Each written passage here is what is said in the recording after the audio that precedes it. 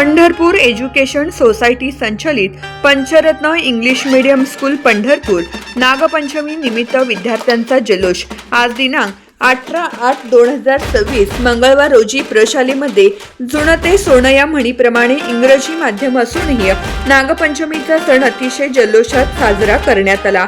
यामध्ये प्रथम प्रशालेच्या मुख्याध्यापिका सौ सुनीता मोहोळकर मॅडम तसेच सर्व लेडी शिक्षकांच्या हस्ते नागदेवतेच्या प्रतिमेचे पूजन करण्यात आले।